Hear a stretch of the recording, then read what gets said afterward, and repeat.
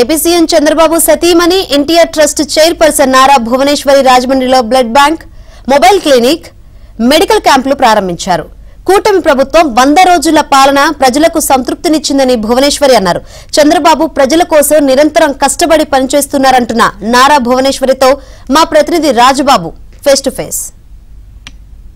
NTR trust ఆధ్వర్యంలో ఈ రోజు రాజమండ్రిలో ఇక్కడ మెగా బ్లడ్ కేంద్రానికి సంబంధించి అదేవిధంగా మొబైల్ క్లినిక్ను, మెడికల్ క్యాంప్ను కూడా ఇక్కడ ఎన్టీఆర్ ట్రస్ట్ చైర్మన్ నారా భువనేశ్వరి ప్రారంభించారు. మనం ప్రస్తుతం ఆమెతో మాట్లాడదాం. చెప్పండి మేడం, అంటే ఇప్పటికే ఈరోజు ఇక్కడ బ్లడ్ డొనేషన్ కేంద్రం ప్రారంభించారు, మరి మొబైల్ క్లినిక్ కావచ్చు, మెడికల్ క్యాంపు.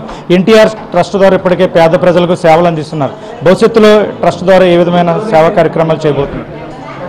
మెయిన్ అండి, బ్లడ్ బ్యాంక్ ద్వారా తప్పకుండా పేద ప్రజలకి వాళ్ళకి ఏమి కావాలో వాళ్ళకి ఉచితంగా మేము మందులు కానీ వాళ్ళకి ఏది అవసరం అది తప్పకుండా మా ట్రస్ట్ చూసుకుంటుంది. అదే కాకుండా మేము సంజీవిని క్లినిక్, ఆరోగ్య రథం అనేది మేము ఆల్రెడీ ఎస్టాబ్లిష్ అయ్యింది.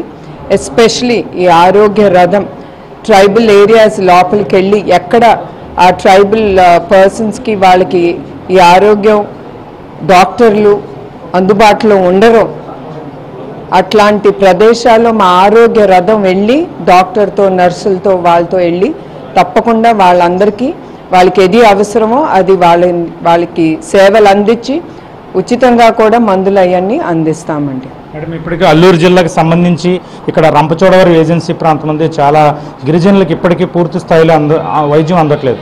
ఎన్టీఆర్ ట్రస్ట్ ద్వారా అక్కడికి మొబైల్ క్లినిక్ని కూడా తీసుకెళ్లే అవకాశం ఉందా? తప్పకుండా అండి.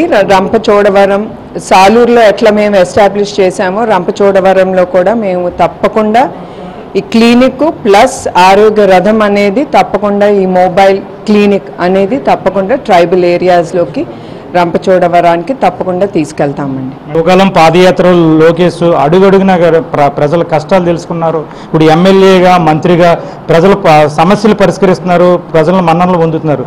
మీరు ఒక తల్లిగా ఏమనుకుంటున్నారు లోకేష్ పాలన మీద? లోకేష్ పాలన మీద ఒక తల్లిగా నాకు ఇంకా తృప్తి రాలేదు.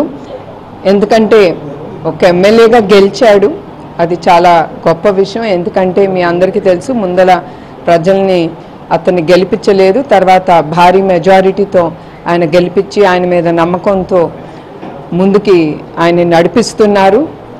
ఇంకా అతనికి ఎవరు అక్కర్లేదు, ఎమ్మెల్యేగా తప్పకుండా ఆయన ప్రజల మధ్యన ఉంటారు.